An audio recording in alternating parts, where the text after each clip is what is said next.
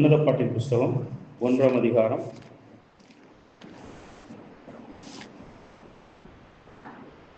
7, 8 ஆகிய இருவசனங்களை நாம் எல்லோரும் சேர்ந்து வாசிப்போம். உன்னத பாட்டு 1ஆம் அதிகாரம் 7, 8.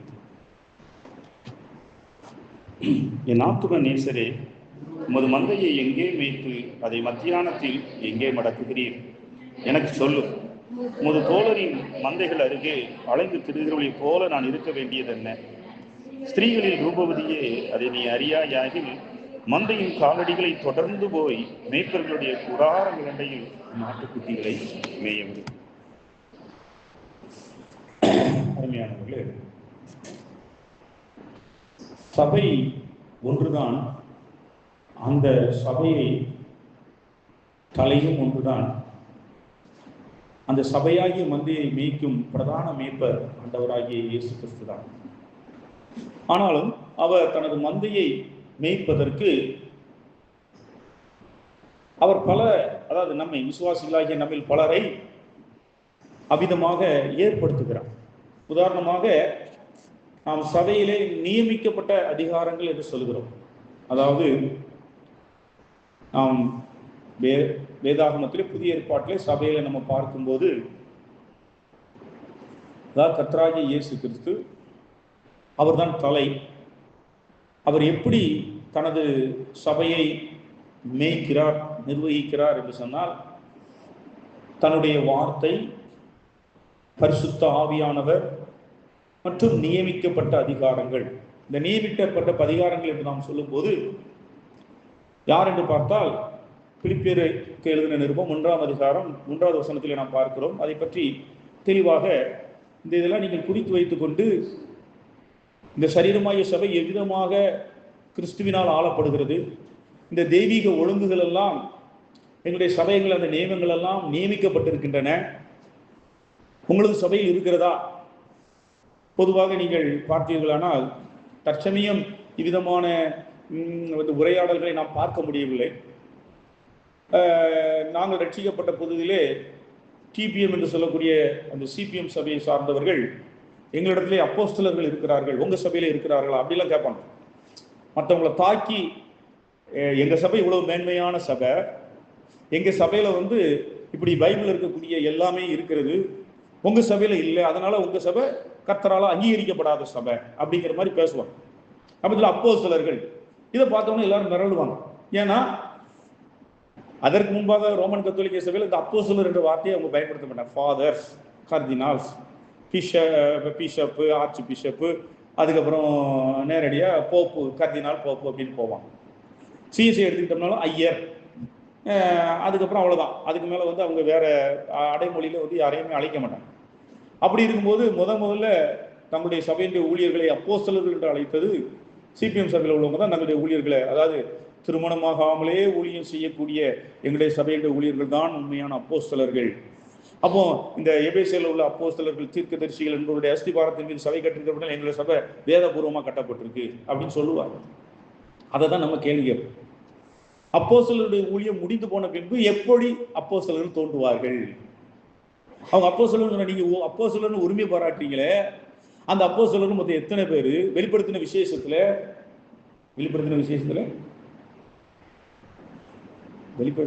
இந்த கேள்வி நீங்க கேட்கணும். வெளிப்படுத்தின விஷயத்துல எப்படி நம்ம 12 அப்போஸ்தலர் தவிர்த்து வேற யாருமே இல்லைங்கிறது எப்படி நீங்க நிரூபிப்பீங்க? அப்போஸ்தலர்கள் 12 பேர் அப்போஸ்தலர்கள் தான் அப்படிங்கிறது அதுக்கு மேல நிரூபிக்க முடியல. இந்த கேள்விகள் தான் வரும்போது பைபிள் ஸ்டடியில் சில நேரத்தில் நாங்கள் எடுக்கக்கூடியதெல்லாம் எதுக்காக இதெல்லாம் எடுத்தோங்கிறது உங்களுக்கு புரியும். 12 அப்போஸ்தலர்கள் தான் எப்படி உறுதிப்படுத்துறது? அதுக்கு மேல வேற அப்போஸ்தலர்கள் இல்லைன்னு நம்ம சொல்றோம். 12 அஸ்திபார கற்கள், 12 அஸ்திபார கற்கள்ல 12 அப்போஸ்தலர்கள் பேர் எழுதப்பட்டிருக்கு. வெளிப்படுத்த, அதாவது புதிய எருசலேமின், எல்லாரும் புதுசா பாக்குறீங்க, வெளிப்படுத்தின விசேஷத்துல புதிய எருசலேமின் அஸ்திபார கற்கள்ல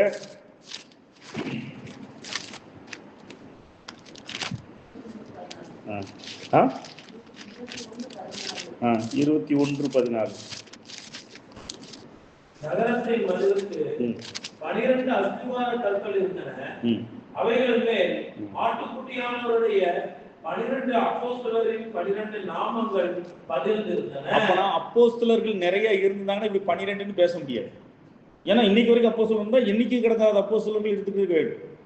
அப்போ 12 அப்போஸ்தலர்கள் தான் சபைக்கு மொத்தத்திலே இருக்காங்க. இது மேற்கொண்டு நம்ம பார்க்கும்போது அந்த 4 ஜீவன்கள் 24 மூப்பர்கள்ல அந்த 12 பேர் வருது. அதுக்கப்புறம் ஆண்டவராக இயேசு கிறிஸ்து சொல்லுகிறார், அப்போஸ்தலர் பார்த்து, நீங்க இந்த 12 பேரும் மறுமையில எப்படி இருப்பீங்க? 12 கோத்திரத்தினுடைய சிங்காசனத்துல இருந்து நீங்க என்ன செய்வீங்க? அரசாளுவோம்னு சொல்லியிருக்காங்க. அப்ப இதை எல்லாத்தையும் பார்க்கும்போது 12ங்கிறது அப்போஸ்தலருக்கு க்ளோஸ் ஆயிடுச்சு. அப்போ இந்த 12க்கு மேல கிடையாது. அப்படிங்கும் போது வேற யாரையாவது அப்போஸ்தலர்கள் என்று அழைக்கப்பட்டிருக்கிறார்களா என்று சொன்னால், அப்போஸ்தலர் நடவடிக்கைகள்ல பர்னபாவை அப்போஸ்தலர் என்று அழைக்கப்பட்டிருக்கிறார். அதுக்கப்புறம் அப்போஸ்தலனாகிய பவுல் தன்னை அப்போஸ்தலர்னு கிளைம் பண்ணி இருக்கிறார், அதாவது உரிமையை பாராட்டி இருக்கிறார். அதுக்கப்புறம் 11, அதாவது யூதாஸ் கார்த்தியர் இறந்த பின்பு 12வது அப்போஸ்தலராக தெரிந்து கொள்வதற்கு என்ன செஞ்சு போட்டிருக்காங்க? ஷீட் போட்டு அடுத்து போட்டிருக்காங்க. அப்ப கணக்கில் எடுத்த மொத்தம் எத்தனை பேர் வந்துட்டு? 11. ஏற்கனவே சீட்டு போட்டு எடுத்தது யாரு? 12 ஆச்சு. அப்போஸ்தலனாகிய பவுல் 13 ஆச்சு. அதுக்கப்புறம் இன்னொன்னு பர்னபாவை 14 ஆயிடுச்சு. அப்போ 12ங்கிற எண்ணிக்கை இந்த ரெண்டுக்கும் அப்படின்னா தற்செயலா தெரியாம சொல்லிட்டாங்களா அப்படின்னு சொன்னா தெரியாம சொல்லல. 12 அப்போஸ்தலர்கள் என்று நம்ம சொல்லக்கூடிய இந்த 12 அஸ்திபாரக்கர்களாகிய 12 அப்போஸ்தலர் முடிந்து போனது.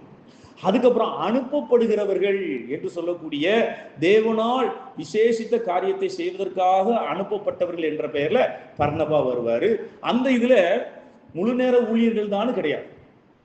அந்த அப்போஸ்தலருக்கான விசேஷித்த அடைகள் அவங்க மூலமா தேவனுடைய ஊழியம் அதிகமான தேவனுடைய, அதாவது ஆத்துமாக்கள் திரளாய் ரட்சிக்கப்பட்டிருக்க வேண்டும், திரளான சபைகள் கட்டப்பட்டிருக்க வேண்டும். அப்படி இருந்தாங்கன்னா, அல்லது இதுவரைக்கும் ஒரு இடத்துல சுவிசேஷம் அறிவிக்கப்படாத இடத்துல அவங்க சென்று சுவிசேஷத்தை அறிவித்திருக்க வேண்டும். இப்படிப்பட்ட இது யாருன்னு சொன்னா நம்ம சௌர பக்சிங்க அப்படிப்பட்ட ஒரு அப்போஸ்தலரா சொல்லலாம். இந்த அப்போஸ்தலர்கள் என்பது குறிப்பிட்ட முக்கியமான காரியத்திற்காக அனுப்பப்பட்டவர்கள். ஆனால் இவர்கள் அந்த 12 அப்போஸ்தலருக்கு சமமானவர்கள் அல்ல. இதை நீங்க இன்னும் அழகாக பார்க்க வேண்டும் என்றால், இந்த வரிசையில நீங்க பார்க்கும்போது தாவீதுடைய சேனையை பற்றி சொல்லும் போது இந்த 3 பேர் அந்த 3 பேருக்கு சமமானவர்கள் அல்ல அப்படின்னு வரும். முதல்ல ஒரு டாப் 3 ஒன்று இருப்பாங்க. அதுலதான் ஒருத்தர் ஒரே ஆளா 800 பேரை மடங்கடிப்பாங்க. இவர் தான் தாவீதுல ஒரு நம்பர் 1 வீரர். யோசேபியாக்கா இன்னும் வரும் அவர் பேர். அதுக்கப்புறம் அடுத்தடுத்த கிரேடில் அடுத்தடுத்த 3 பேரா வருவாங்க. அதுக்கப்புறம் கடைசியில் ஒரு 30 பேர். அந்த 30 பேர்ல தான் ஒருத்தர் யாரு? உரியா. எந்த உரியா? கடைசியா ஒரு 30 பேர் வீரர்கள்னு சொல்லுவாங்க. அதுல ஒருத்தர் தான் யாரு? ஏத்தியனாகி உரியா. உரியானா யாரு? பர்சேபாவுடைய கணவன். அப்போ இவ்விதமாக வரிசைப்படியாக வரும்போது இந்த 12 அப்போஸ்தலர்கள் அந்த முடிந்து போனது. அதுக்கப்புறம் அனுப்பப்பட்டவர்களுங்கிறது யாரா இருக்கலாம். ஆனா இது ஒரு முழு நேர ஊழியர்கள் செய்கிறவர்கள் அனைவருக்கும் அப்போஸ்தலர்கள் என்றெல்லாம் சொல்ல முடியாது, அல்லது மிஷினரிகள் எல்லாருக்கும் அனுப்பப்பட்டவர்கள் என்று சொல்ல முடியாது. அவர்களை கொண்டு இப்ப சவர் பக்சி கொண்டு பெரிய காரியம் இருந்துச்சு, வாட்ச்மேனியை கொண்டு நடந்திருக்கு. அதே போல இன்னும் சில வில்லியம் கேரியை வச்சு நடந்திருக்குது, ஹட்சன் டெய்லரை வச்சு நடந்திருக்குது. இப்படி அது போல ஜான் வெஸ்லி, இப்படி இவங்க மிகப்பெரிய தேவனுடைய வேலையை செய்தவர்.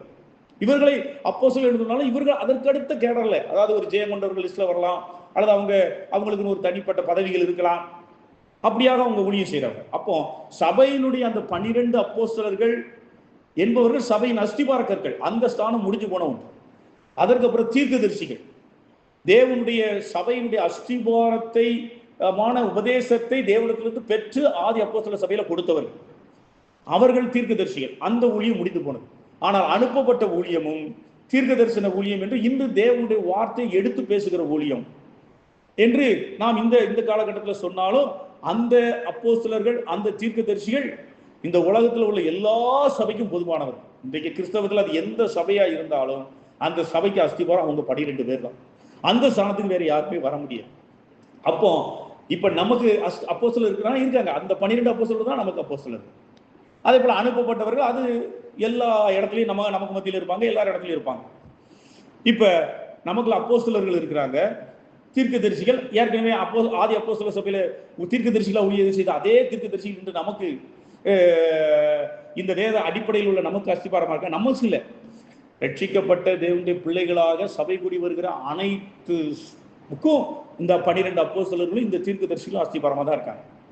ஆனா அதுக்கு அடுத்து சபையில என்ன சொல்லப்பட்டிருக்கு? ஊழியர்கள். இந்த பிலிப்பியர்ல தான் அதான் பார்க்கிறோம். இயேசு கிறிஸ்துவின் ஊழியர்கள். இந்த பிலிப்பியர் 1:1 நீங்க எடுத்துக்கொள்ளுங்கள். இயேசு கிறிஸ்துக்கு ஊழியம் செய்பவர்கள். இந்த வசனத்தை எடுங்க. இயேசு கிறிஸ்துவின் ஊழியக்காரராகிய பவுலும் தீமோத்தேயும் பிலிப்பு பட்டணத்தில் கிறிஸ்து இயேசுவுக்குள்ளான பரிசுத்தவான்கள் அனைவருக்கும் எல்லா ரட்சிக்கப்பட்ட விசுவாசிகளை குறிப்பிடுகிறது. கண்காணிகள், இந்த கண்காணிகள்ல தான் மூப்பர்கள் வர்றாங்க. இந்த கண்காணிகளும் மூப்பர்களும் ஒன்று. கண்காணிகள், உதவிக்காரர்கள், இதுதான் நியமிக்கப்பட்ட அதிகாரம். அதாவது ஒரு சபை என்று சொல்லும்போது இது நம்ம தூத்துக்குடி சபை மட்டும் இல்லை, இந்த தரிசனத்தில் இருக்கக்கூடிய எல்லா சபை. இந்த சபைக்குள்ள முழு நேர ஊழியர்கள் இருக்கணும். முழு நேர ஊழியர்கள், ஒவ்வொரு சபையும் கண்காணிக்கக்கூடிய மூப்பர்களாகிய கண்காணிகள், உதவிக்காரர்கள், இதுதான் நியமிக்கப்பட்ட அதிகாரங்கள். இதுல முழு நேர ஊழியர்களுடைய வேலை என்னவென்று சொன்னால், அவைகள் எல்லா சபைகளையும் கண்காணித்து எல்லா சபைகளுக்கும் சென்று வரக்கூடியவர்கள். எந்த இடத்துல? வளர்ச்சி அடையாத சபைகள்.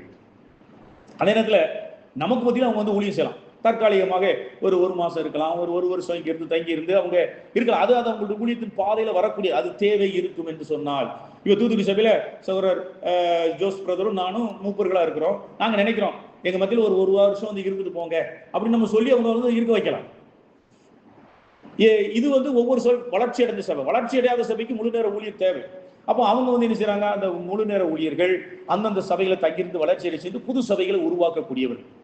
அதாவது அவர்கள் சுழன்று பறந்து விரிந்து கொண்டு சென்று கொண்டே இருக்க வேண்டும். நிலையாக ஒரு இடத்துல அப்படியே தங்கி இருக்க முடியாது.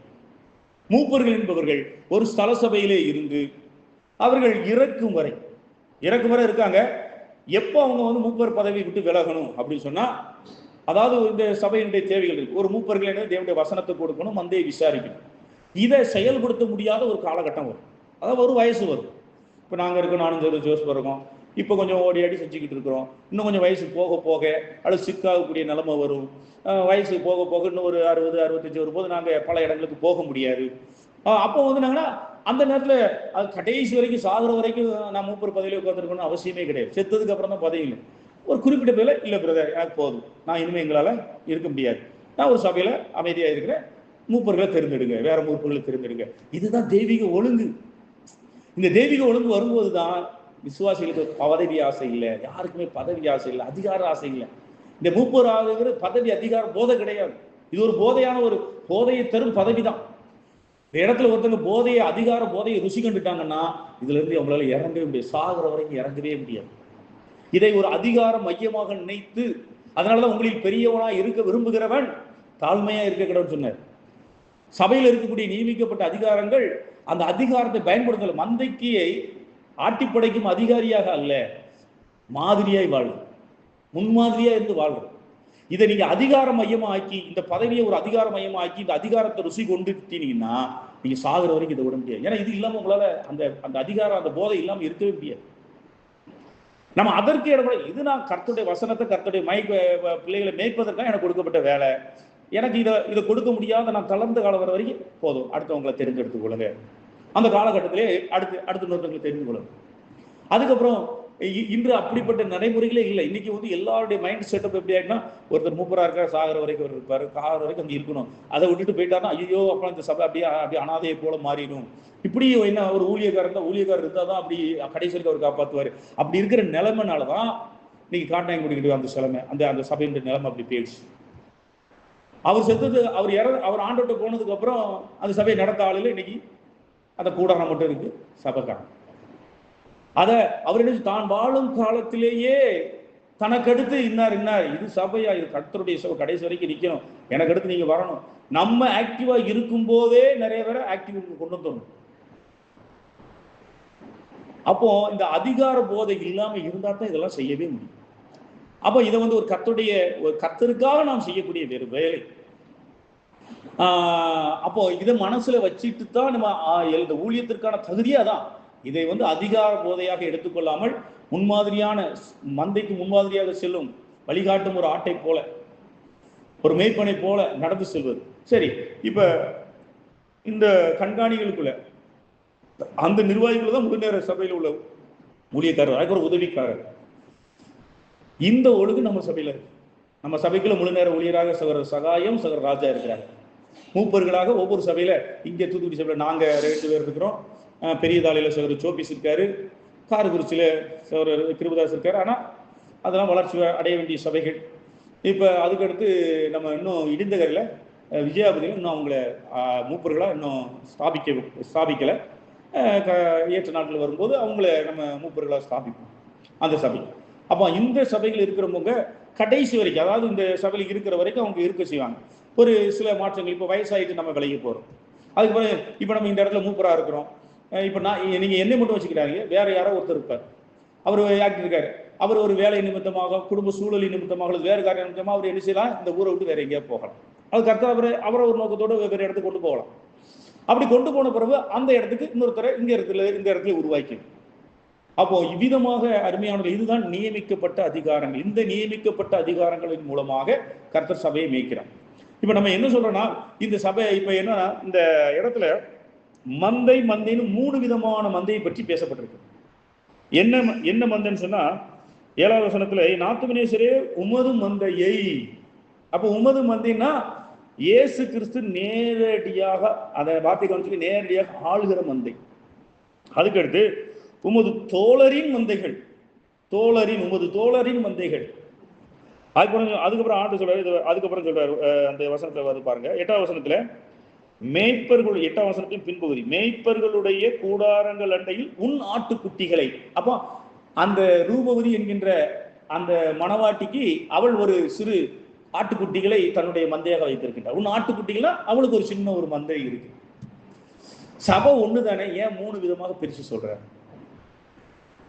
சபை ஒண்ணு தானே, உமது மந்தைன்னு சொல்லப்பட்டிருக்கு. இந்த மணவாட்டி கேட்கிறா, என் ஆட்டுக்குட்டிகளை வந்து நான் உமது தோழரின் மந்தைகளை நான் வந்து பின்பற்றிக்கிட்டு இருக்கிறேன், எதுவுமே செட் ஆக மாட்டேங்குது, நான் ஏன் இப்படி அலைஞ்சு திரியணும் அப்படின்னு சொல்லும்போது, மந்தைகளுடைய காலடி சுவடுகளை பின்பற்றி மேய்ப்பர்களுடைய கூடாரங்கள் அண்டையிலே. அப்போ அந்த மணவாட்டி கேட்க, உமது மந்தை எங்க இருக்கு அப்படின்னு சொல்லி. இது என்ன, இது எதை குறிக்குது அப்படின்னு சொன்னா, முதல்ல ஒரு உன் ஆட்டுக்குட்டிகள். அதாவது ஒரு விசுவாசி ரூபவதி என்ற ஸ்தானத்துக்கு எப்போ வரக்கூடிய அநேக தகுதிகளை நம்ம போன வாரம் தியானித்தோம். ஒரு விசுவாசி ரட்சிக்கப்படும் போது ஒரு ஆவிக்குரிய நிலையில இருக்கிறாங்க. அதற்கு அடுத்த கட்டமாக ஒரு ரூபவதி என்ற ஒரு நிலைமைக்கு வர்றாங்க. அதுக்கப்புறம் பூர்ண ரூபவதி என்ற நிலையை அடைகிறார்கள். இப்படி படிப்படியான வளர்ச்சியில இருக்கும்போது ரூபவதி என்ற நிலையை அடைவதற்கு முதல் காரணம், அவள் சிலருக்காவது ஆண்டவரை பற்றி சொல்லி ஆத்துமாக்களை ஆதாயப்படுத்துவது மாத்திரமல்ல, அவர்களுக்கு தன் மூலமாக தேவனுடைய வார்த்தையை, ஜீவனை கடத்தி கொண்டே இருக்கக்கூடிய அதாவது சபையில அந்த கண்காணிகளாக மூப்பர்களாக இருக்கிறவர்கள் சபையை நடத்துகிறார்கள். எல்லாம் இருக்கும். இருந்தாலும் நீங்க பாத்தீங்கன்னா இப்ப இருக்கீங்கன்னு நினைக்கிறேன், நம்ம இந்த சபையில நாங்க எல்லாருக்கும் கர்த்தருடைய வார்த்தையை கொடுக்குறோம், கர்த்தருடைய விசாரித்துக்கிட்டு இருக்கோம் மந்திரி. இருந்தாலும் உங்களுக்குள்ளே ஒரு சிலருக்குள்ள ஒருவர் வந்து ஒரு சிலருக்கு ஒரு நெருக்கமா இருந்து அவங்களுக்கு ஒரு ஆலோசனை சொல்லி அவங்களை ஒரு விசாரிச்சுக்கிட்டு அவங்கள அறியாம அவங்கள சுற்றி ஒரு சிலருக்கு அவங்க ஒரு மேய்ப்பர், ஒரு சின்ன மேய்ப்பர் போல இருப்பாங்க. இது எல்லா சபைகளிலும் இருக்கும், இது எல்லாமே இருக்குது, இது தப்பு இல்லை. ஆனா இந்த விதமாக உருவாகக்கூடிய என் மூலமாக யாரோ ஒரு சிலருக்கு கர்த்தருடைய வார்த்தையை, கர்த்தருடைய ஜீவனை நான் கடத்திக்கிட்டு இருக்கேன். அதுதான் நமது ஆட்டுக்குட்டி.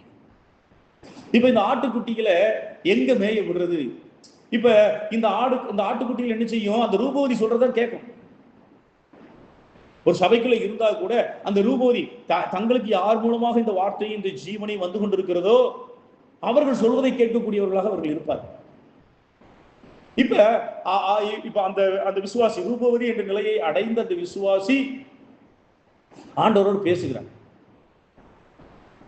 அந்த ஆட்டுக்குட்டிகளை வளர்ச்சி அடைய செய்வதற்கு போதுமான இது இல்லை, அந்த போதுமான போஷாக்கு அந்த ஆட்டுக்குட்டிகளுக்கு கொடுக்க முடியாத ஒரு சூழ்நிலை இருக்குது. அப்போ இந்த ஆட்டுக்குட்டிகளை நான் எப்படி நடத்துறது அப்படின்னு சொல்லுகிற வேலை, அந்த இதை கேட்கும் போது உமது தோழரின் மந்தைகள் என்று சொல்லப்படுது. இந்த தோழரின் மந்தைகள் என்று சொல்லும் பொழுது நம்ம இந்த இடத்துல இருக்கிறோம். நாம் இந்த உலகத்தில் வாழ்ந்து கொண்டிருக்கோம். இந்த ரட்சிக்கப்பட்ட தேவனுடைய பிள்ளைகள் அனைவரும் வந்து அவருடைய சபையில் உள்ளவங்க தான். அதான் அவருடைய மந்தை. ஆனால் இப்ப வந்து நம்ம கிறிஸ்துவை தலையாக கொண்ட சரீரமாகிய சபையுடைய தரிசனத்துல நம்ம கூடி வந்துட்டு இருக்கிறோம். பல்வேறு உபதேசத்தின் அடிப்படையிலே பல்வேறு சபைகள் இந்த உலகத்துல எண்ணற்ற எண்ணிக்கையில கூடி வந்து கொண்டிருக்கின்றன. இவைகளில் இந்த இடத்துல சொல்றாரு, இப்ப மணவாட்டி கேட்கிற உமது மந்தை எது அப்படிங்கிறது அர்த்தம் என்ன? இந்த இடத்துல ஆண்டவர் சொல்றாரு, எல்லாரும் என்னுடைய சபை தான். இருந்தாலும் நான் நேரடியாக ஆட்சி செய்யக்கூடிய, நான் நேரடியாக ஆளுகை செய்யக்கூடிய ஒரு சபை. இதைத்தான் நம்ம இப்ப தரிசனமா பெற்றுக்கொள்றோம். கிறிஸ்துவை தலையாக கொண்ட சரீரமாகிய சபை. இதனுடைய முக்கியமான இதே என்னன்னா, ஒவ்வொரு சபையும் கிறிஸ்து ஆளுகை செய்ய வேண்டும், கிறிஸ்து ஆளுகை செய்ய வேண்டும். இப்ப இதே நேரத்தில் எல்லா சபைகளும் கிறிஸ்துவினால் ஆளப்படுகிற சபைகளாக இருப்பது இல்லை. அநேக இடங்கள்ல அதாவது நல்ல ஆவிக்குரிய ஊழியர்கள், ஆவிக்குரிய சபையை நடத்துறவங்க நிறைய எல்லாம் இருக்காங்க. இன்னைக்கு நம்ம தூத்துக்குடியே எத்தனையோ பேர்ல பல சபைகளா இருக்கிறாங்க. இவைகள் தான் தோழரின் மந்தைகள். அதுவும் கர்த்தரால நடக்கப்படுகிறதா இருந்தாலும் அது தேவனுடைய பரிபூர்ண சித்தத்துக்குள்ள பரிபூர்ண நோக்கத்தை நிறைவேறுகிற சபைகளாக இருப்பதில்லை. ஒரு உண்மையாக கர்த்தருக்குள் பூரணம் அடைய வேண்டும் என்ற தெய்வீக சித்தத்தில் வரக்கூடிய ஒரு விசுவாசி தன்னுடைய மந்தைகளை ஒவ்வொரு சபையா, உதாரணம் பேருக்கு வச்சுக்கோம், பிரதரன் சபைக்கு கூட்டு போய் பார்க்கிறா, பேப்டிஸ்ட் சபைக்கு கூட்டு போய் பார்க்கிறா, பெந்தேகோஸ்ட்ல சபையில சிபிஎம்க்கு கூட்டு போய் பார்க்கிறா, மாரநாதக்கு கூட்டு பார்க்கிறா, ஏஜிக்கு கூட்டு பார்க்கிறா. இன்னும் இண்டிபெண்டன்ஸ் பெண்டிகோஸ்ட் சபைகள் எண்ணற்ற சபைகள் இருக்கு. இண்டிபெண்டன்ஸ் சபை, இண்டிபெண்டன்ஸ் சபை என்று சொன்னால் நீங்க நல்லா வச்சுக்கோங்க. இன்னைக்கு ஒரு சிபிஎம் சபைன்னா அது தமிழகம் எங்கும், இந்தியாவெங்கும், உலகம் எங்கும் ஏராளமான இடங்கள்ல அவங்க எல்லாரும் ஒரு நெட்வொர்க்கா இருக்காங்க. அதே போல நம்ம சபை இருக்கு, அநேக இடங்கள்ல ஒரு நெட்வொர்க்கா இருக்கிறாங்க. ஆர்சி அப்படிதான், சிஎஸ்ஐ அப்படிதான், ஏஜி அப்படிதான், மாரநாதா அப்படிதான், புதிய எருசலேம் அப்படிதான். இவ்விதமாக சில சபைகள் இன்னும் நமக்கு தெரியாத நிறைய சபைகள் அநேக இடங்கள் இருப்பாங்க, இவங்க எல்லாரும் நெட்வொர்க்காக இருப்பாங்க. ஆனா இந்த நெட்வொர்க் எதுலையுமே இல்லாம இண்டிவிஜுவலா சில பேர் நடத்திக்கிட்டே இருப்பாங்க. அந்த இண்டிவிஜுவலா நடத்தக்கூடியவங்க அவங்க ஏதோ ஒரு பேருக்கு ஏதாவது ஒரு கூட்டமைப்புல இருந்தாலும் அவங்க இந்த தரிசனத்துல உள்ளேன்னு சபையில இந்த நோக்கத்துக்காக, இந்த காரியத்துக்காக நாங்க வர்றோம்னு ஒரு நெட்வொர்க், அந்த ஒரு பல இடங்கள்ல இருந்து ஒன்னா இருந்து கூடி வராம இருப்பாங்க. அவர் போனதுக்கு அப்புறம் அந்த சபை என்ன ஆகுன்னு சொல்ல முடியாது. இதுதான் இண்டிபெண்டன்ட் ஸ்பிரிச்சுவல் சர்ச்சஸ் சொல்லலாம். ஆவிக்குரிய தனிப்பட்ட விதமான ஆவிக்குரிய சபை. அவருக்கு அப்புறம் அந்த இது தடுமாறி, அதற்கு அடுத்து ஒருவேளை அவர் மகன் பொறுப்பெடுக்கலாம், அல்லது மருமகன் பொறுப்பெடுக்கலாம், ஏதாவது ஒருத்தர் அவருக்கு இருந்தா பொறுப்பெடுக்கலாம். அப்படி பொறுப்பெடுக்க ஆள் இல்லைன்னா அந்த மகன் அந்த ஊழிய அந்த சபை காணாம போயிடும். அந்த மக்கள் செதறண்டு பல திசையில போயிடுவாங்க. இவ்விதமாக இருக்கும். சரி, இவ்விதமாக பற்பல நிலைகளிலே சபை, இதுல எதுவும் எடுத்தாலும் செய்யலாம். சிபிஎம், பிரதரன், பேப்டிஸ்ட், எல்லா விதமான ஏஜி, மாரநாதா எல்லாம் தோழரின் மந்தைகள் வைத்துக் கொள்ளுது. நம்மை பொறுத்த மட்டும். ஏன் அப்படி சொல்றேன்னா, இப்ப சிபிஎம் சபை அதுக்குன்னு ஒரு கொள்கை வச்சிருக்கிறாங்க, பயலா போட்டிருக்காங்க. அந்த இந்த பயலா போடணும் அப்படின்னு சொல்லி இந்த பயலா போடும்போது, இந்த பயலான்னு சொன்னா ஒரு ட்ரஸ்டாவோ ஒரு சொசைட்டியாவோ மாற்றும் போது இந்த ட்ரஸ்டும் இந்த சொசைட்டியும் இந்த நோக்கத்திற்காக அமைக்கப்பட்டிருக்கிறது என்று சொல்றாங்க. அந்த பயலா என்னன்னா குறிப்பிட்ட நோக்கத்துக்காக வைக்கிறது இருக்கலாம். அந்த பயலாவை சபையினுடைய பயலாவா கொண்டு வந்துடக்கூடாது. சபையினுடைய பயலாவை நீங்க கொண்டு வந்தீங்கன்னா அது வேதாகமத்தினுடைய இடத்தை அந்த பயலா பிடித்துக் கொள்ளும் போது அந்த சபை ஸ்தாபனமாகி விடுகிறது. என்று சபை வேத வார்த்தையின் அதிகாரத்திலிருந்தும் ஆளுகையிலிருந்து விளங்குகிறதோ அதற்கு பதிலாக இந்த சட்டத்தின்படி, இந்த பயலாவின்படி நாம் இதை செய்ய வேண்டும் அதை செய்ய வேண்டும் என்று சபைக்குள் இந்த பயலா நுழைஞ்சிட்டுனா அந்த சபை ஸ்தாபனமாகி விடுகிறது. அதனாலதான் ஒரு பக்ஷன் சொன்னார், எந்த ஸ்தாபனத்தையும் ஏந்தி நிற்காத எதையும் ஸ்தாபனமா மாற்றார். இப்ப நம்ம கூட நம்ம ஒரு ட்ரஸ்டாவோ சொசைட்டி ஆக்கலாம். ஆனா சபை நிர்வாகத்தில் இந்த பயலாங்கிற பேச்சே வரக்கூடாது. பயலா அது ஒரு சட்ட ரீதியாக ராயனு கொடுக்க வேண்டியது ராயனு கொடுக்கறதுக்காக நம்ம ஒரு ட்ரஸ்டாவோ ஒரு சொசைட்டியா பார்த்து அந்த அசட்டுகளை யார் கைப்பற்றி விடாதபடிக்கு, யார் எடுத்துக்கொள்ள முடியாதபடிக்கு செய்துவிட வேண்டும். உங்களெல்லாம் நீங்களும் தெரிஞ்சு கொள்ள போறீங்க, நாங்க இருக்கிறதுக்கு அப்புறம் நீங்க எங்களுக்கு அப்புறம் நீங்க இருக்கலாம், அல்லது நீங்க இருக்கலாம் சொல்லுங்க. எந்த ஒரு சொத்தையும் நீங்க நம்ம அநேக இடங்கள்ல பல இடத்துல இருந்து இதை கூட சில பேர் சரியா புரிந்து கொள்ளாம இருப்பாங்க.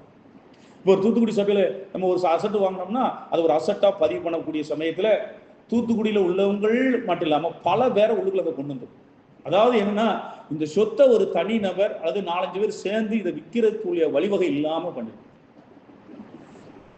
இப்ப எங்க உள்ளவர், இப்ப நம்ம சிக்கல் உள்ளவர்னா இங்க இருந்து நம்ம கூத்தங்குழியில ஒருத்தரையோ அல்லது தங்கச்சி மடத்துல இருந்த ஒருத்தரையோ இதுக்குள்ள கொண்டு வந்து விட்டுட்டோம்னா அவர் அப்படியே அங்கிட்டு போகும்போது அவர் இருப்பாரு, இல்லாம போய் காணாம போயிடுறாரு. நாளைக்கு இந்த அசட்டை யாராவது ஒருத்தர் விற்கணும்னா அவர் வரணும். அவர் இல்லைன்னு சொல்லும்போது இது விற்க முடியாது.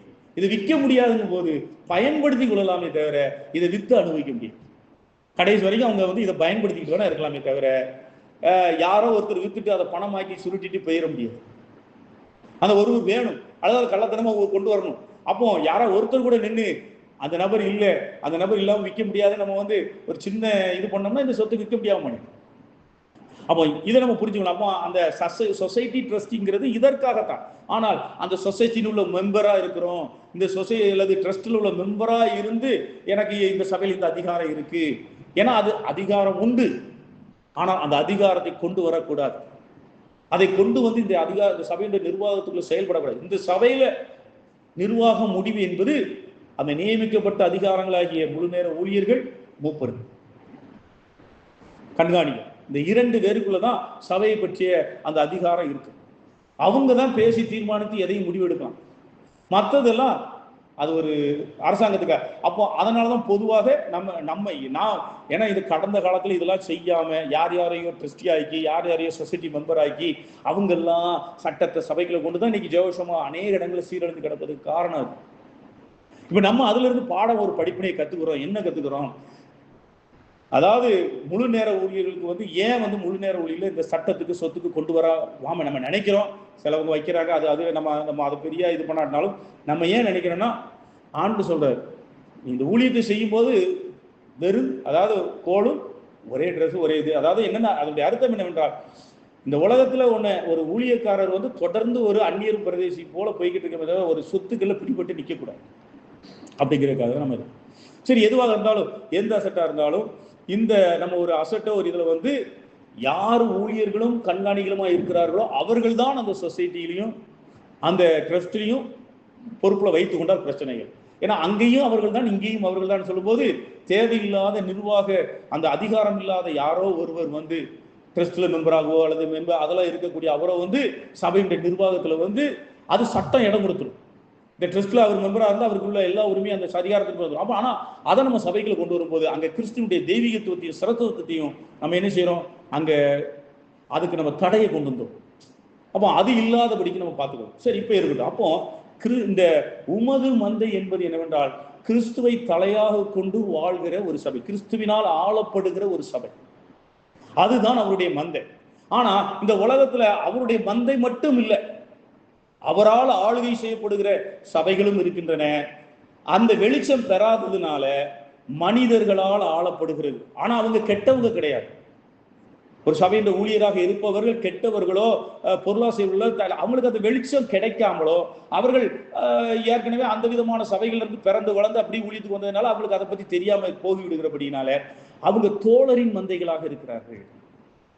அங்க கிறிஸ்துவனுடைய அழுக எவ்வளவு வேத வசனத்துக்கு முக்கியத்துவம் கொடுக்குறாங்களோ, எவ்வளவு தூரம் ஆவியானவருக்கு முக்கியத்துவம் கொடுக்குறாங்களோ, என்ன இருந்தாலும் இப்ப இந்த இடத்துல இன்னும் கவனமாக நம்ம புரிந்து கொள்ளும் போது இன்று நாம் இந்த சத்தியத்தை அறிந்து கிறிஸ்துவை தலையாக கொண்டு கிறிஸ்துவினால் நடத்தப்படும். அதனாலதான் இன்னைக்கு நம்ம தேவனுடைய வார்த்தையின் அடிப்படையில் எதையும் செய்யணும், எல்லாமே ஆவியானவரால் நடத்தப்படணுங்கிறதுக்கு அதிக முக்கியத்துவம் கொடுக்குறோம். ஆவியானவருடைய ஏவுதல், ஆவியானவருடைய உணர்த்தப்படுதல் அப்படிங்கிற காரியத்துக்கு அதிகமாக என்ன ஆவியானவருடைய ஆளுகை, அதாவது வார்த்தையை கொண்டு அதிகாரத்தை செலுத்துவது ஆவியானவர் தான். கிறிஸ்துடைய அதிகாரம் ஆவியானவர் மூலம் தான் வரும். ஆனா அதே நேரத்தில் ஏன் நியமிக்கப்பட்ட அதிகாரங்களை கொடுக்குறாங்க அப்படின்னு சொன்னா, ஆவியானவர் சொன்னான்னு நானும் சொல்லலாம், ஆவியானவர் சொன்னாருன்னு ஜோஸ் பிரதரும் சொல்லலாம்.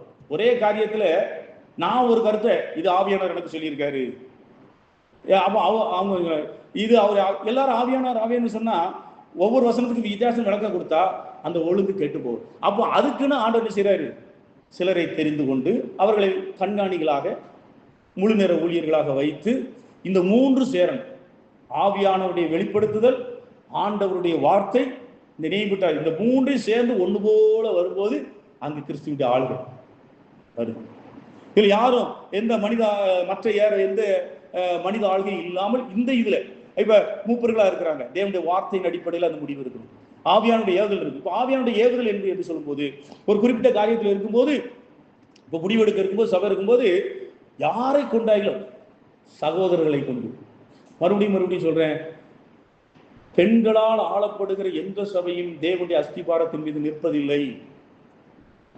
இது தெளிவா இருக்கு. நம்ம என்ன, சபைகளிலே பெண்கள் பேசாமல் இருக்க கடவர்கள் அப்படின்னா சபையை நடத்தக்கூடியவங்களா, அதாவது ஒட்டுமொத்த சகோதரரும் சகோதரிகளுமாக இருக்கக்கூடிய ஒரு சபையை ஒரு பெண் நின்று நடத்துவது, பெண் அவங்களுக்கு மத்தியில் வார்த்தையை கொடுப்பது, இவைகள் எல்லாம் வேதபூர்வமானவைகள் அல்ல. சகோதரிகளுக்கு மத்தியில் செய்திகள் அளிக்கலாம், சண்டே கிளாஸ் சிறு பிள்ளைகளுக்கு மத்தியில் செய்தி அளிக்கலாம், வாலிப பிள்ளைகளுக்கு வாலிப சகோதரிகளுக்கு மத்தியில் பெண்கள் அளிக்கலாம். அப்போ ஒரு டிசிஷன் அதாவது ஒரு டிசிஷன் எடுக்கக்கூடிய இடத்துல ஒரு சகோதரி எந்த இடத்துலையும் வரக்கூடாது. சில இடத்துல பார்த்தீங்கன்னா அந்த இடத்துல அந்த ஊழியக்கார அம்மா தான் டிசிஷனாக இருப்பாங்க. ஊழியக்காரர் இருப்பாரு, ஆனால் ஊழியக்கார அம்மா தான் டிசிஷன் இருக்காரு. அந்த நடைமுறைகள் இருக்கவே கூடாது. அதாவது நேரடியாகவும் இருக்கக்கூடாது, மறைமுகமாக இருக்கக்கூடாது. சபை என்பது அது தேவனுடைய ஆவியானவர். அப்போ அந்த முடிவெடுக்கும் போது யாரோ ஒருவர் சகோதரருக்குள்ள யாரோ ஒருவர் மூலியமா என்ன செய்யறாரு, கர்த்தர் எனக்கு இது சரியானதுன்னு எனக்கு தோன்ற பண்ணுகிறார் என்று சொல்லும்போது மூப்பர்கள் கவனிக்காங்க. மூப்பர்களும் சில காரியங்கள்ல அவங்க இதுதான் நடைமுறை, இதுதான் வேத குடும்பம் அப்படின்னு சொல்லலாம். சில நேரங்களில் சிலவங்க இப்படி சரியா இருக்குன்னு சொல்லும் போது மூப்பர்கள் இது கரெக்டாக இருக்கு, இதன்படி செய்யலாம், இதுக்குதான் மூப்பர்கள். அப்போ ஆவியானவர்படி ஒருத்தர் சொல்றாரு, வேத வார்த்தைக்கு அது முரணா இருக்கக்கூடாது, மூப்பர்களுக்கும் சமாதானம். சில நேரங்களில் விசுவாசிகள் யாரும் சொல்லாமல் இருக்கும்போது மூப்பர்களே இதை நாம் இப்படி செய்வோம். இப்படித்தான் கர்த்தர் சபையை ஆளுகை செய்து கொண்டு வருகிறார். இந்த சபையில இந்த விதமா நடந்துகிட்டே இருக்கு. அதே போலதான் ஆராதனை முறைமை இன்னும் தெய்வீகமா ஆவியானவர் எழுப்பும்போது இன்னைக்கு நம்ம இந்த எல்லா காரியங்களிலிருந்தும் நம்ம மேலதிகமா வந்துகிட்டே இருக்கிறோம். அதாவது கர்த்தருடைய சபை கூடி வரும்போது சத்தியத்தை கற்றுக்கொள்வதற்காக கூடி வரும்போது ஆதி அப்போஸ்தலர் சபையில எப்படி இருக்காங்க, தீர்க்கதரிசி ஒருவன் வெளிப்படுத்தப்பட்டால் அவன் எழுந்து பேச கிடவன்.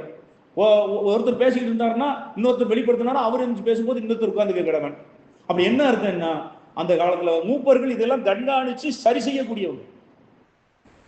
அதனாலதான் நம்ம ஒரு கட்டத்துல நம்ம இதுல ஒரு அதிகாரத்தை வாசித்து இதுல ஏவப்பட்டவங்க எழுந்து பேசலாம், இந்த நடைமுறை விட்டுக்கணும். ஆனா நம்ம அதை பின்பாக ஏன் நிறுத்தணும் என்று சொன்னால் அங்கதான் இங்கதான் சொல்றேன்னா ஆவிக்குரிய செய்கையை மாம்சத்தினால நம்ம அழிச்சிடக்கூடாது. அங்க என்ன நடக்குது, இப்ப யாவருக்கும் நம்ம அந்த சுதந்திரத்தை கொடுக்கும் போது அவங்க கொண்டு என்ன சொன்னாங்க, யார் மேல உள்ளயாவது கோபத்தை, யார் மேல உள்ளயாவது வெறுப்பை, யார் மேல உள்ள கசப்பை அங்க திணிக்கிறாங்க. மாம்சத்துல அந்த வார்த்தை அவங்களுக்கு ஆவியில வெளிப்படுத்தி வரல. ஆவியில வெளிப்படுத்துவது சபையை போஷிப்பதற்காக, சபையை நடத்துவதற்காக இருக்கணும், தெய்வீகத்துல நடத்தணும். அப்போ அந்த பக்குவம் இல்லாமல் நடக்க வரும்போது அந்த சபையானது என்ன செய்யுது, அங்க ஆவியானுடைய ஆளுகை மாம்ச ஆளுகை செய்யும். அப்போ இதற்கெல்லாம் என்ன சொல்லணும், இதெல்லாம் விசுவாசிகள் அந்த ஆவிக்குரிய நிலைமைக்கு வளர்ச்சி அடையுது, அந்த ஆவிக்குரிய அந்த தரத்துல வளர்ச்சி அடையுது. ஆவியின் ஏவுதலை எப்படி கண்டுபிடிக்கிறது, ஆவியானோட உணர்த்துதல் எப்படி, ஆவியானோர் உணர்த்தி தான் நான் பேசணும். அவன் அந்த ஆவியானோட உணர்த்துதலின்படி நம்ம வாழ ஆரம்பிச்சாதான் எல்லாமே தெய்வீகமா நடக்க ஆரம்பிக்கும். செய்தி அளிப்பதும் எல்லாமே, முடிவெடுப்பதும் எல்லாமே ஆவியானவர் யாரை அவருடைய சித்தத்தை கொண்டு இந்த சபையை நடத்துவார். நம்ம அதற்கேற்ற ஒரு அடித்தளத்தை நாம் உருவாக்குகின்றோம். இன்று என்னுடைய வேலை அதான், உங்களுக்குலாம் நான் இதெல்லாம் கற்றுக் கொடுக்குறேன்னா அதுக்குதான், ஆவியில் நிறைந்து வாழ்வதற்கும் ஆவியிலே செயல்படுவதற்குமான ஆலோசனைகள் கொடுக்கும்போது நம்ம அதை வளர்த்தணும். அதனால சொல்றேன், இன்னைக்கு நிறைய பார்க்கறது என்ன, மாம்சத்துல வெறுப்பு கசப்பை வச்சுக்கிட்டு எப்ப எந்த இதை தாக்கலாம் வைக்கலாம், அந்த மாதிரி எல்லாம் சபையில இருந்தா தெய்வீகம் பெயரும். கர்த்தருடைய ஆவியானவர் நம்ம விட்டு விலகிடுவாங்க. ஆவியானவர் நம்மோட இருக்கணும்னா ஆவியானவருக்கு பயந்து ஆவியானவர் எதை உணர்த்துகிறாரோ அதை தவிர ஒரு வார்த்தை கூட வாயிலிருந்து பேசக்கூடாது. அவர் என்ன சொல்றாரோ அதை மட்டும்தான் செய்யும். அப்படிங்கிறது வரணும். தேவனுடைய வார்த்தையிலிருந்து மட்டும்தான் பேசணும்.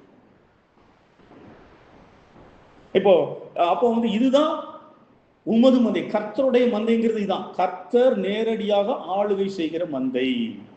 இப்ப பூர்ண ரூபவதியா இருக்கக்கூடிய அந்த தனக்கு கீழே இருக்கக்கூடிய ஒரு சில ஆத்மாக்கள் என்ன செய்யறா, ஒவ்வொரு விதமான சபைகள் கொண்டு போயிட்டு அவளுக்கு திருப்தி இல்லாம கடைசி உமது மந்தைக்கு வரும்போது மந்தையின் காலடிகளை, இப்ப நம்முடைய காலடியை பார்த்து என்னென்ன இன்னைக்கு நம்ம கர்த்தருடைய ஆளுகையை பற்றி பேசுகிறோம், கர்த்தருடைய ஆளுகையின்படி வாழணும் தரிசனத்துல கூடி வரோம். அப்போ அந்த போஷாக்கு வந்து என் வாழ்க்கையில வெளிப்படும்.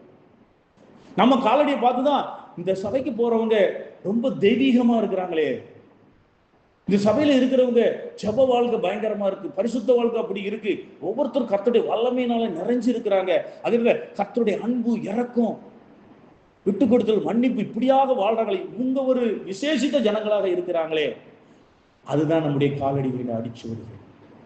கர்த்தர் நம்மளை மேய்க்கிறார், கர்த்தர் நம்மை போஷிக்கின்றார் என்று சொன்னால் நம்முடைய வாழ்க்கையின் அடிச்சுவடுகள் வச்சுட்டு போவோம். அப்போ இவ்விதமாக அந்த பூர்ண ரூபதியா இருக்கக்கூடியவங்க எத்தனையோ சபைகள் இருப்பாங்க. அவங்க இந்த காலடி சோறு பார்த்து இந்த தரிசனத்துக்குள்ள கர்த்தர் மேய்த்து நடத்தக்கூடிய இந்த அனுபவத்துக்குள்ள, அப்ப இங்க பார்க்கும்போது ஆண்டவர் சொல்ற மேய்ப்பர்களுடைய கூடாரங்கள் அண்டையில் என்னன்னா, கர்த்தருடைய ஆளுகை என்பது எப்படி என்றால், அது கர்த்தருடைய மேய்ப்பர்கள் என்ன செய்யணும், கர்த்தருடைய ஆவியில நிறைஞ்சி கர்த்தர் செயல்படுவதற்கு ஏதுவான ஒரு அடித்தளத்தை கொடுக்கக்கூடியவங்க. ஏன்னா மேய்ப்பர்கள் தான் அந்த அதிகார பீடத்தில் இருக்கிறாங்க. அவங்க கர்த்தர் அந்த கர்த்தருடைய ஆளுகைக்கு அவங்க ஆளுகையா மாத்திக்கூட அதிக வாய்ப்பு இருக்கு. அதுதான் நீங்க அநேக இடங்கள்ல நடக்குது. அந்த ஊழியரா இருக்கிறவங்க அல்லது மூப்பரா இருக்கிறவங்க கர்த்தருடைய ஆளுகையை எடுத்துக்கொள்றாங்க. இப்ப இதே சரீர தரிசனத்தை மனுஷ ஆளுகைக்குள்ள பெயர்ப்பதற்கு எடுத்துக்காட்டு என்பது விட்னஸ்லி. நம்மள கூட நிறைய பேர் இந்த விட்னஸ்லியை பார்த்து ரொம்ப ஆச்சரியப்பட்டு போனாங்க. ஆனா நானும் ஒரு காலகட்டத்தில் அந்த உபதேசத்தெல்லாம் பார்க்கும்போது அங்க நம்ம பார்க்கிறோம், எனக்கு அதுல சமாதானம் கிடைக்கல. அதை அந்த சத்தியத்தை ஆராய்ஞ்சு பார்க்கும்போது தெரியுது, அவங்க கர்த்தருடைய ஆளுகைன்னே சொல்லிட்டு மனித ஆளுகையில பரிபூர்ணமா இருக்கிறாங்க. அதுல மிக மிக மிக விட்னஸ்லியை பார்த்து நீங்க தைரியமா பேசணும், நீங்க ரொம்ப தப்பு பண்றீங்க எப்படின்னு சொல்றேன் கேளுங்க. அதுக்குதான் இந்த பாயிண்ட் எடுத்துக்கணும். விட்னஸ்லி இந்த சரீரத்தில் இருக்கிறாங்க. நீங்க வேதாகமத்துக்கு பதிலாக வேதாகமத்தின் இடத்தை விட்னஸ்லி புஸ்தகத்தின் மூலமாக நீங்க என்ன செய்றீங்க, அந்த இடத்தை விட்னஸ்லி புஸ்தகத்துக்கு கொடுக்குறீங்க. ஒவ்வொரு செய்தியும் அப்படி புஸ்தகத்துல இருந்து நீங்க எடுத்து கொடுக்குறீங்க. அப்படியா ஆண்டவர் சொல்லியிருக்காரு, வேதாகமத்தை தான் வச்சிருக்க சொல்லியிருக்காரு. ஆனா விட்னஸ்லியில அவருடைய விட்னஸ்லியுடைய புஸ்தகத்துல இருந்து தான் நீங்க தியானம் பண்றீங்க. ஆர்சியில கூட என்ன செய்வாங்க, வேதாகமத்தில் உள்ள ஒரு பகுதியை தான் கொடுப்பாங்க தலைமை பீடத்தில் இருந்து. ஆனா நீங்க வேதாகமத்து பரிசுத்தாவினால் ஏவி எழுதப்பட்ட இந்த பரிசுத்தாகமத்தில் இடத்தை நீங்க புஸ்தகத்துக்கு விட்னஸ்லியின் புஸ்தகம் எவ்வளவு சிறப்பா இருக்கட்டும் அந்த இடத்தை நீங்க கொடுக்குறீங்க. இரண்டாவது, ஒவ்வொரு செய்தியும் இந்தந்த ஸ்தல சபையில அதை ஒரு ஷெட்யூல் மாதிரி போட்டு அவங்க என்ன செய்றாங்க, ஆராதனைக்கு இந்த விட்னஸ் எழுதி இந்த புஸ்தகத்திலிருந்து இந்த பகுதியிலிருந்து நீங்க செய்தி அளிக்கணும். இது எப்படி உங்களை பிசாசு தந்திரமா ஏமாத்தி வச்சிருக்காங்கன்னா, ஒரே சிந்தையில நம்ம இருக்கணும்னா, ஒரே மாதிரி நம்ம ஒரே சரீரமா வரணும்னா இது தேவைன்னு சொல்றான். ஆனா இது மிகவும் மிகவும் பரிசுத்த ஆவியானவருக்கு விரோதமான செயல். ஏனென்றால் ஒவ்வொரு ஸ்தல சபைக்கும் அங்க உள்ள விசுவாசிகள் ஆவிக்குரிய நிலை ஆவியானவருக்கு தெரியும். இந்த இடத்துக்கு என்ன செய்தி, தூத்துக்குடிக்கு தேவையான செய்தி தங்கச்சி மடத்துக்கு தேவைப்படாது, தங்கச்சி மடத்துக்கு தேவையான செய்தி கூத்தமொழிக்கு தேவைப்படாது. அந்தந்த சபைக்கு அது தேவைப்படும். என்ன அதாவது அந்தந்த சூழ்நிலை, அந்த கால அவங்களுக்கு இருக்கக்கூடிய சூழ்நிலைக்கு தகுந்த மாதிரி கர்த்தருடைய வார்த்தை வெளிப்படும். ஆனா நீங்க ஒரே செய்திய பரிசுத்த ஆவியானவர் செய்ய வேண்டிய வேலையை நீங்க அனாகிம் என்ற இடத்துல இருந்து செய்றீங்க. இப்படி ஒவ்வொரு சபையில உள்ள ஒவ்வொரு சபைக்கு நீங்க நம்ம டேரக்டா நீங்க இந்த நேரத்துல எங்க சபை இது எல்லாத்தையும் கரெக்டா ஆவியானவருடைய அந்தந்த சபைக்கு ஆவியானவர் ஆளுக கிறிஸ்து தலையா இருக்கிறார், அந்த சபைக்கு தேவையானதை பேசுறாரு, யாரும் தலையீடு கொடுக்கிறது கிடையாது. ஆகவே அருமையானவர்களே, இவ்விதமாக இப்ப நம்ம பார்க்கிறோம், நம்ம சபை நம்ம இதுல முழு நேர ஊழியர்கள் இருக்கிறாங்க, மூப்பர்கள் இருக்கிறாங்க, உதவிக்காரர்கள் இருக்கிறாங்க. உதவிக்காரர்கள் எங்க இருக்கிறாங்க, கூத்தமல்லி சபையில மட்டும் உதவிக்காரர்கள் 2 பேர் இருக்காங்க. நம்ம சபையில ஏற்படுத்தப்படணும் அந்த மூப்பர்கள், நமக்கு இன்னும் கூடுதலான மூப்பர்கள் ஏற்படுத்தப்படணும். அப்போ இப்ப நம்ம இருக்க 2 மூப்பர்கள் இருக்கு. இதெல்லாம் நம்ம இன்னும் வளர்ச்சி அடைய இவ்விதமாக என்னுடைய சபை வேதத்தின் அஸ்திபாரத்திலே இருக்கிறது. வேதபூர்வமான வகையில எங்களுடைய சபை ஊழியங்கள் நடக்கின்றன. நீங்க உங்க சபையில அப்படி இருக்குதா? இப்ப எங்க சபையில இப்ப நம்ம சபையில திருமணம் செய்தவங்க ஊழியக்காரங்களா இருக்காங்க. திருமணம் செய்யாதவங்க ஊழியத்துக்கு வந்தா கூட நம்ம அங்கீகரிக்கணும். பவுலை போன்ற வரம்பற்றவர்கள் இருக்கலாம். ஒருவர் நான் திருமணம் செய்யாம தான் எனக்கு எந்த திருமணத்து மேல எந்த விருப்பம் இல்லை, எனக்கு எந்த பாரம் இல்லை, எனக்கு கருத்து விதமான அதை அங்கீகரிக்கணும். நம்ம கட்டாயப்படுத்தக்கூடாது. பிரதர்களை கட்டாயப்படுத்துவாங்க, கண்டிப்பாக திரும்ப கர்த்தருடைய யாரை யாரை எப்படி அழைச்சிருக்கிறார கருத்தை, அது அவருடைய சித்தம், அவருடைய சபை, அவருடைய நோக்கம். நம்ம வேதத்தில் வந்து அங்கீகரிச்சுக்கணும். திருமணம் செய்து பேதுருவை போல யாக்கோப்பை போல திருமணம் செய்து ஊழியம் செய்தவர்கள் இருப்பாங்க. சகாயம் பிரதராஜா திருமணம் செய்து ஊழியம் செய்கிறார்கள். மூப்பர்கள் யாக்கோப்பை போன்று மூப்பர்களா இருக்க நானும் ஜோபிஸும் போல கிருபதாசும் போல மூப்பர்கள். அப்போ நம்ம குடி வந்த இடத்துல எல்லாமே கர்த்தர் உருவாக்கிட்டு இருக்கிறார், கர்த்தர் செய்கிறார். ஒரு சரீர தரிசனம் என்பதும் கர்த்தர் நடத்துகிறது என்பது அப்படித்தான். அதே போல இப்ப திருமணமாகாம ஊழியம் செய்யற யாராவது இருந்தாங்கன்னா நம்ம அதை அங்கீகரிக்கிறத செய்வோம். அதே போல ஆவிக்குரிய வரங்களை நம்ம செயல்படுத்துறதுக்கு அங்கீகரிக்கிறோம், உற்சாகப்படுத்துறோம். இன்னைக்கு இந்த உரிமை பாராட்டுதலை ஜெயசமா கூட உரிமை பாராட்ட ஆவிக்குரிய வரங்களை பற்றிய போதனையே அங்க இல்லை. இப்ப ஜெயசமா எடுத்துக்கிட்டா சிஎஸ்ஐக்கும் ஜெயசமாவுக்கும் என்ன வித்தியாசம் சொல்லுங்க, சொல்றாங்க. இப்ப சரி, என்ன வித்தியாசம்? அங்க வந்து அங்கி போட்ட ஐயரு, இங்க அங்கி போடாத ஐயரு. வேற என்ன வித்தியாசம் இல்லை. சிஎஸ்சிக்கும் உங்களுக்கு எந்த வித்தியாசம் இல்லை. அங்க உள்ள எல்லாம் அப்படி இருக்குது அப்படின்னு சொல்றாங்க. மாத்தணும். அதுக்கு காரணம் ஆவியின் வரங்களை செயல்படுத்தல, ஆவியின் வரங்களுக்கு முக்கியத்துவம் கொடுக்கல. ஆவியானவர் ஏவுகிற ஆவியானவர் தெரிந்து கொள்கிற மக்களை அந்த பொறுப்புகளுக்கு கொண்டு வரல. இப்ப நீங்க பாத்தீங்கன்னா இந்த ஒரு வழிமுறையை நீங்க பாப்பீங்கன்னு நினைக்கிறேன். இப்ப ஜெயஷமால வந்து ஸ்டேஜுக்கு யாரை ஏத்துவாங்க அப்படின்னு சொன்னா யாரை ஏத்துவாங்க? வயசானவங்க இல்ல, வெளிநாட்டு வேலை பார்க்க வேண்டும், சென்னையில் உள்ள ஒரு பெரிய கம்பெனியில சிஇஓ மேனேஜரா இருக்க வேண்டும். அதுக்கப்புறம் வந்து மூப்பர் இருக்கிற ஸ்தானத்துக்கு ஏதோ ஒரு வகையில மூப்பராக ஸ்தானத்துல வந்துட்டாங்க. அந்த விதமா இவ்விதமாக இருந்து நிறைந்த படித்து நிறைந்த வருமானம் உள்ளவர்கள் தான் அவர்களை தான் வந்து அந்த பொசிஷன் கொண்டு வருவாங்க. ஆனா சபை வளர்ந்ததே அடிப்பறிவில்லாத மக்களை வச்சுதான் ஜெயசுமாவே வளர்ந்தது. ஆனா இன்று நிலைமை அங்க அதுதான். இப்ப அங்க அப்படி இருக்காங்களா? இப்ப நம்ம பக்கத்துக்கு வாங்க, நம்ம பக்கத்துனா நம்மள இல்லை, நம்ம என்ன ஜெயசுமான்றது இல்லை, வேற பொத்தோ அல்லது மற்ற குறிகளை இங்க யார செய்திக்கு அனுப்புவாங்க நீங்க பாத்தீங்கன்னா யார் அனுப்புவாங்க? அங்க இடம் கிடைக்காது இல்ல, அங்க யாருக்கு இடம் கிடைக்கும்? அங்க யாருக்கு இடம் கிடைக்கும்?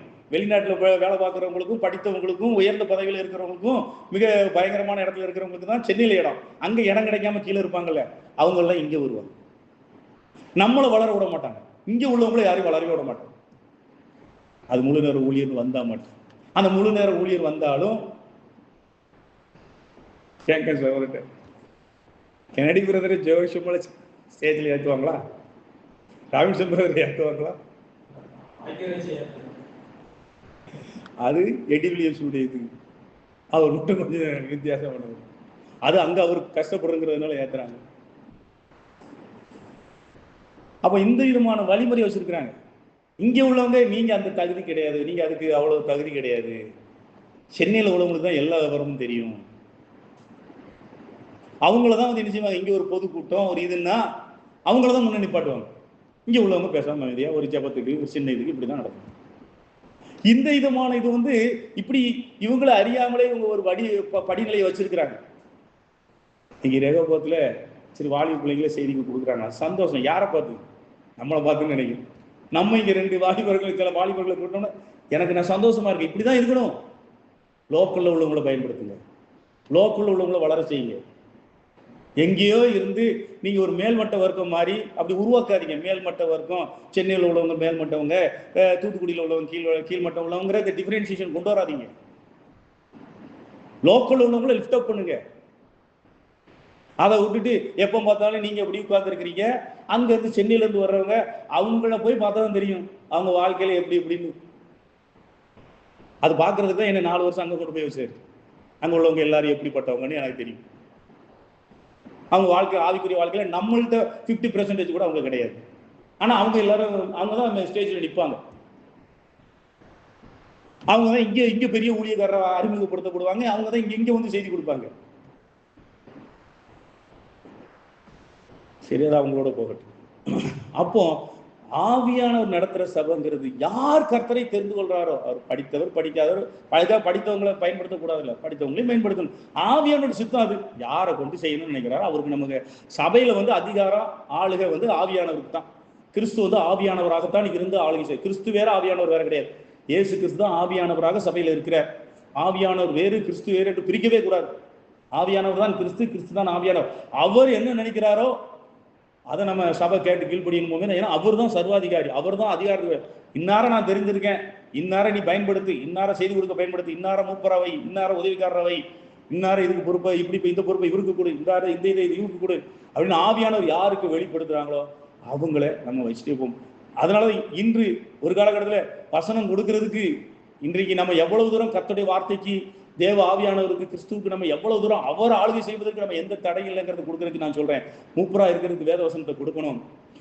நான் என்ன சொல்றேன், இன்னைக்கு சொல்ல வேண்டியது இப்போ அப்படின்னா வேதத்தை வாசிக்க தெரிஞ்சிருக்கணும் சொல்றான். அப்போஸ்தலர் காலத்துல பேதுரு, யாக்கோப்பும் படிப்பறிக்காதவங்க, அவங்க எப்படி செய்தி கொடுத்தாங்க அதே மாதிரி நீங்க செய்தி கொடுங்க. வேதத்தை வாசிக்க தெரியாட்டினாலும் ஆவியானுடைய வெளிப்பாடுகள் நடுப்படி, நீங்க கேட்ட வசனங்களின் நடுப்படிங்க சபைக்கு தேவையான செய்திகளை நீங்க கொடுப்பீங்கன்னா அவங்களுக்கு மூப்பர்களா வரலாம். எனக்கு வேதம் படிக்க தெரியல, நான் செய்தி கொடுக்கல, நம்ம இன்னைக்கு என்னைக்கு ஏன் செய்தி கொடுக்க யோசிக்கிறோம், இந்த வேதம் படிக்க தெரியலன்னு. நீங்க வேதத்தை கேட்டுக்கிட்டே இருக்கீங்க, ஆடியோ பைபிள் வந்திருக்கு, கேட்டுக்கிட்டே இருக்க, வேதத்தை கேட்டுக்கிட்டே இருக்க. ஒவ்வொரு நாளும் கர்த்தர் உங்களுக்கு இந்த சபைக்கு என்ன சத்தியத்தை ஒன்று வார்த்தையை கொடுத்து சபையை ஸ்திரப்படுத்தவோ, அவரை வளர செய்வோ, எந்த வார்த்தையை கொடுக்குறவங்க ஒருத்தர் இருந்தாங்கன்னா ஆனால் செய்து கொடுக்கணும். ஏன்னா அது முக்கியமான பணி. வேதத்தை வசனத்தை கொடுக்க வேண்டிய பணி தான் மூப்பருடைய பணி. அதை கொடுக்கிறவரு, அவர் கொடுக்கறது வேதத்தின் அடிப்படையில் இருக்கணும், அவ்வளவுதான்.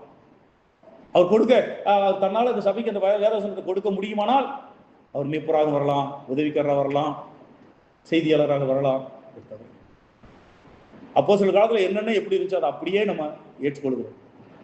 இதை இன்னைக்கு நம்ம ஏன் ஜெயசோமாவோட இணையருக்கு யோசிக்கணும், இந்த வேதத்தினுடைய அதிகாரத்துக்கு கூட நம்ம அங்க போய் செய்ய முடியாது. நீங்க நம்ம ஒரு ஆவிக்குரிய பாடல்கள் எங்க உள்ளவர்களோட பாடல்களை நம்ம பயன்படுத்துறோம், அவங்க அப்படி பயன்படுத்த மாட்டாங்க. அவங்க அதுக்கு ஒரு மோல்டுன்னு சொல்லுவாங்க. இந்த மோல்டு எப்போ வருதோ அது ஸ்தாபனம் ஆயிடுச்சு. என்னைக்கு நீங்க இதுதான் ஒரு மோல்டுன்னு நீங்க வர்றீங்களோ அன்னைக்கு நீங்க அது ஸ்தாபனம் ஆயிடும். ஆவியானவருக்கு, கிறிஸ்துவுக்கு நடத்துகிற எல்லாத்துக்கும் இடம் கொடுக்கிற சபை தான் அவருடைய சரீரமாகிய சபை, ஆளப்படுகிற சபை. ஆக இந்த சபையில இதுதான் அவருடைய மந்தை. அந்த மந்தையில கொண்டு போய் சேர்க்கணும். நம்ம ஆத்துமாக்களை அந்த சபையில கொண்டு போய் சேர்த்து அதுல வளர செய்யணும்.